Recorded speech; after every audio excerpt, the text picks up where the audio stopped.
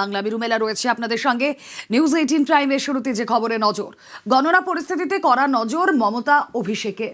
গণনার দিনের স্ট্র্যাটেজি নিয়ে আলোচনা। আর কালীঘাটের বাড়িতে মমতা বন্দ্যোপাধ্যায়ের বাড়িতে ইতিমধ্যে অভিষেক বন্দ্যোপাধ্যায় পৌঁছে গিয়েছেন। গণনা পরিস্থিতিতে করা নজর, কোন কোন বিষয়গুলো দিকে আরো বিশেষ করে নজর রাখা হচ্ছে জানবো।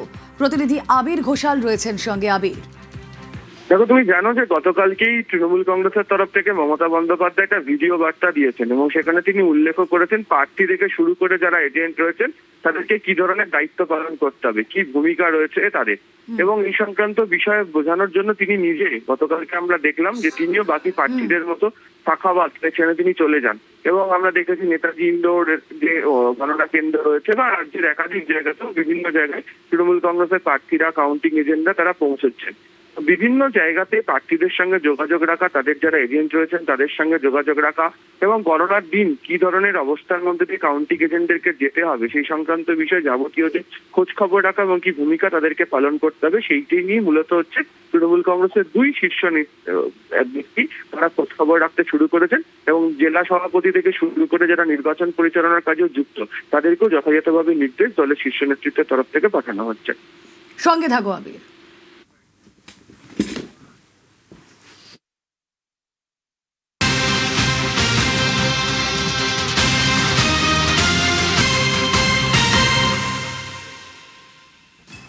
গণনায় সতর্ক তৃণমূল, আগামীকাল অভিষেকের ভার্চুয়াল বৈঠক। কাউন্টিং এজেন্টদের সঙ্গে বৈঠক অভিষেকের। কথা বলবো, আবির রয়েছেন সঙ্গে। আবির, আগামীকাল বিকেল 4টের সময় ভার্চুয়ালি বৈঠক করবেন অভিষেক বন্দ্যোপাধ্যায়। সেখানে সমস্ত প্রার্থীরা, তাদের যারা কাউন্টিং এজেন্টরা রয়েছেন তারা প্রত্যেকে থাকবে।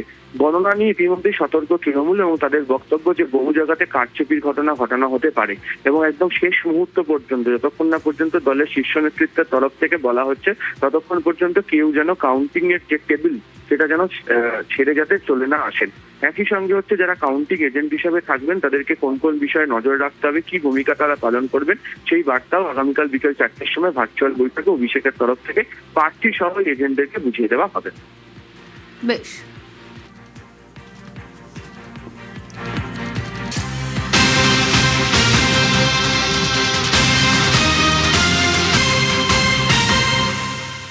আর এদিকে বনগাঁ স্ট্রং রুমে কারচুপির আশঙ্কা তৃণমূলের। মাঝে মধ্যে বন্ধ হয়ে যাচ্ছে সিসি ক্যামেরা।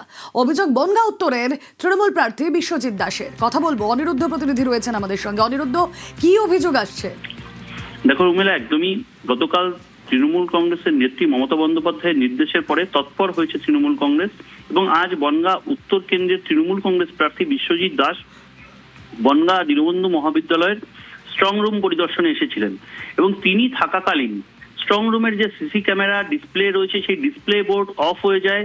কিছুক্ষণের জন্য 94 বাগদা কেন্দ্রের সিসি ক্যামেরার যে ডিসপ্লে সেটা অফ হয়। তিনি থাকাকালীন তার যে বিধানসভা ক্ষেত্র অর্থাৎ 95 বনগাঁ উত্তর বিধানসভা ক্ষেত্র সেখানেও একটি ক্যামেরা অফ হয়েছিল কিছুক্ষণের জন্য। তারপরেই তিনি রীতিমতন ওখান থেকে ফোনে রিটার্নিং অফিসারকে কাছে অভিযোগ করেন যে এরকম সিসি ক্যামেরা মাঝে মাঝে বন্ধ হয়ে যাচ্ছে কেন, এই বিষয়ে দেখবার জন্য অনুরোধ জানায়। পরবর্তীতে তিনি জানিয়েছেন যে দলনেত্রীর নির্দেশ অনুসারে তারা সচেষ্ট যে তাদের কর্মীরা সবসময় পাহারা দিচ্ছে এই বনগাঁ স্ট্রং রুম এবং যাতে এই সিসি ক্যামেরা মাঝে মধ্যে যে বন্ধ হয়ে যাচ্ছে সেই বন্ধ না হয় সেই জন্য তিনি রিটার্নিং অফিসারের কাছে অভিযোগ করেছেন এটা যাতে দ্রুত সমাধান করা হয় এবং বিকেল বেলায় আবার তিনি পরিদর্শন করবেন বলেও জানিয়েছেন। কারণ তিনি এই আশঙ্কা করছেন যে সিসি ক্যামেরা বন্ধ হয়ে গেলে এ থেকে অন্য কিছু কারচুপি করার সম্ভাবনা থাকতে পারে। সেই কারণেই তিনি অভিযোগ জানিয়েছেন রিটার্নিং অফিসারকে এবং এটা সমাধান করবার জন্য আশ্বস্ত করেছেন রিটার্নিং অফিসার, তেমনই কিন্তু জানিয়েছেন বনগাঁ উত্তর কেন্দ্রের তৃণমূল কংগ্রেস প্রার্থী বিশ্বজিৎ দাস। মাঝে মাঝে সিসি ক্যামেরার ফল্ট হচ্ছে। 95-এ দেখলাম হঠাৎ করে আমরা থাকাকালীনই কিছুটা সময় আউট হয়ে গেল, ক্যামেরা নেই। অনেকটা সময় 94-এর ক্যামেরা অফ থাকলো। স্বাভাবিকভাবে দেখছি না, ছেলেরা থাকছেন, মনিটরিং করছেন। সর্বোপরি আরোকে বলেছি যে এটা হওয়া কাম্য নয়, কেন সিসি ক্যামেরা মাঝে মাঝে আউট হয়ে যাচ্ছে। আর এদিকে ফলতায় ভোট পরবর্তী অশান্তির অভিযোগ। 117 নম্বর জাতীয় সড়ক অবরোধ বিজেপিকে ভোট দেওয়ায় হামলার অভিযোগ। ফলতার হাসিমনগরে হামলার অভিযোগ।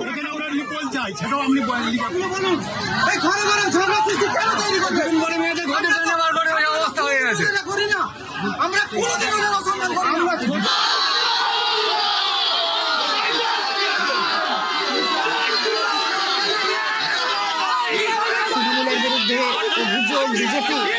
হামলার অভিযোগ যদিও অস্বীকার করেছে তৃণমূল। এবং রাস্তা অবরোধ, জাতীয় সড়ক অবরোধ করে বিক্ষোভ দেখাতে থাকেন তারা।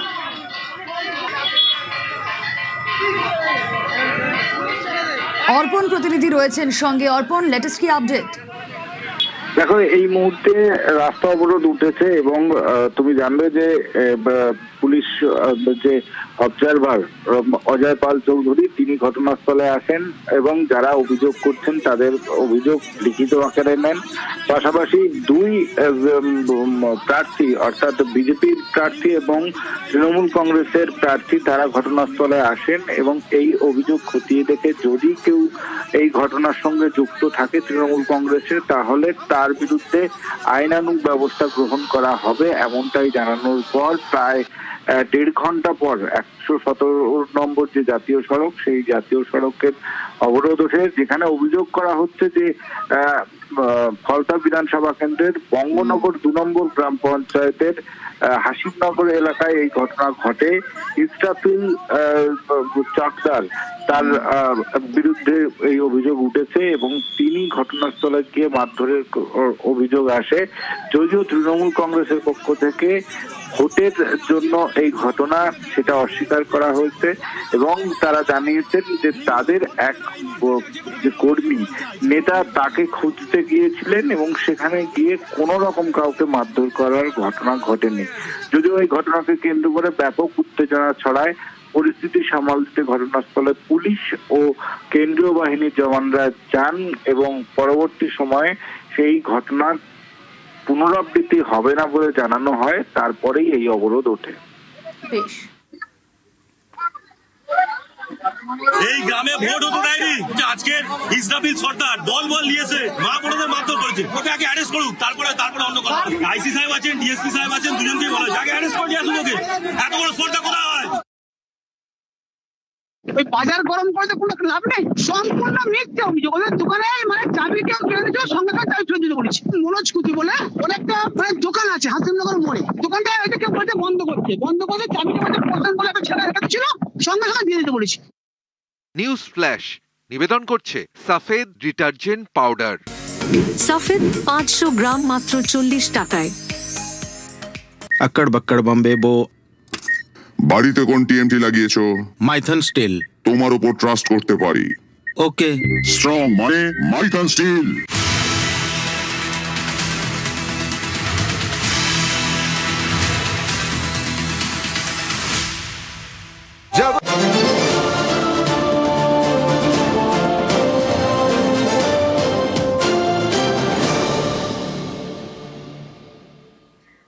অভিযোগ আসছে ভাঙড় থেকে তৃণমূল কর্মীর বাড়িতে আগুন লাগানো হয়েছে এবং অভিযোগ উঠছে যে এই আগুন লাগানোর ঘটনা ঘটিয়েছে আইএসএফ। কল্যাণ রয়েছে আমার সঙ্গে ভাঙড় থেকে। কল্যাণ, কি অভিযোগ? নলমুড়ি এলাকার কথা বলা হচ্ছে। নলমুড়ি এলাকায় কিন্তু যথেষ্ট শক্তিশালী আইএসএফ, কারণ এখানে তৃণমূল বিগত কয়েক বছর ধরে ধীরে ধীরে দুর্বল হয়েছে, সেখানে কিন্তু ভোট মিটতে অশান্তির ছবি ধরা পড়েছে। আইএসএফ কর্মীর তৃণমূল কর্মীর যে ইলেকট্রিকের দোকান, সেই তৃণমূল কর্মীর ইলেকট্রিকের দোকানে আগুন লাগিয়ে দেওয়ার অভিযোগ উঠেছে। আইএসএফ এর বিরুদ্ধেই মূলত এই অভিযোগ উঠছে। দাউ দাউ করে আগুন যখন জ্বলতে থাকে রাতে, সেই সময় স্থানীয় বাসিন্দারা দেখতে পায়, খবর পেয়ে সঙ্গে সঙ্গে খবর দেওয়া হয় ভাঙড় থানায়। ভাঙড় থানায় পুলিশ কর্মীরা আসে, স্থানীয় বাসিন্দাদের সঙ্গে নিয়ে আগুন নেভায়। কিন্তু এই আগুন নেভানোর পর কিন্তু রাজনৈতিক চর্চা শুরু হচ্ছে। আইএসএফ এর একদিকে যেমন আইএসএফ এর উপর দোষ চাপানো হচ্ছে, পাল্টা কিন্তু আইএসএফ ও দোষ চাপাচ্ছে যে না, এই আগুন তৃণমূলরা নিজেরাই লাগিয়ে আইএসএফ এর নামে দোষ দিচ্ছে। যদিও গোটা ঘটনা ইতিমধ্যেই ভাঙড় থানায় লিখিত অভিযোগ দায়ের হচ্ছে। পুলিশ লিখিত অভিযোগের ভিত্তিতে তদন্ত শুরু করেছে।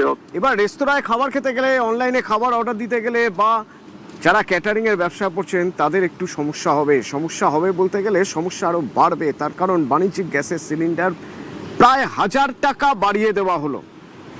যদিও ডোমেস্টিক সিলিন্ডার অর্থাৎ বাড়ির রান্নাঘরের গ্যাসের সিলিন্ডারের দাম এখনই বাড়ানো হয়নি, যা ছিল অপরিবর্তিত রয়েছে। কিন্তু মধ্যবিত্তের উপর চাপ পড়বে রেস্তোরাঁয় খেতে গেলে। তার কারণ হোটেল রেস্তোরাঁয় যে সিলিন্ডার ব্যবহার করা হয় তার দাম প্রায় 1000 টাকা বাড়ানো হলো। কত টাকা বাড়ানো হলো আমার সঙ্গে অমিত রয়েছে, বলতে পারবেন?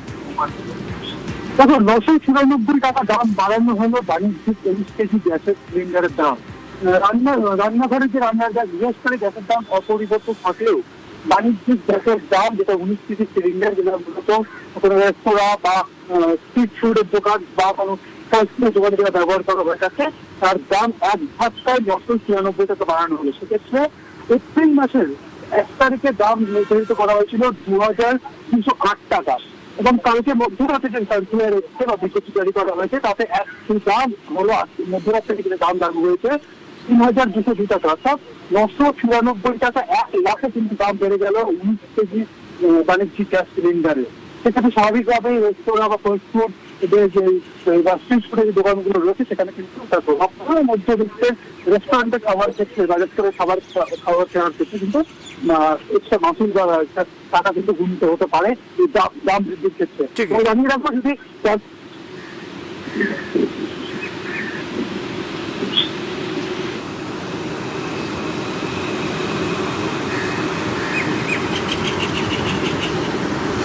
তবে শুধুমাত্র যে রেস্তোরাঁয় খেতে গেলে চাপে পড়তে হবে তা নয়, চাপ বাড়বে রাস্তাঘাটে বেরোলেও। তার কারণ এই যে অটো এলপিজির দাম আবার 7 টাকা বাড়িয়ে দেওয়া হলো। আমরা যদি ফেব্রুয়ারি থেকে হিসেব করি তাহলে এখনো পর্যন্ত 32 টাকা বেড়ে গেল অটো এলপিজির দাম। এবার যারা অটো চালান তারাও বাধ্য হবেন বাড়তি ভাড়া নিতে।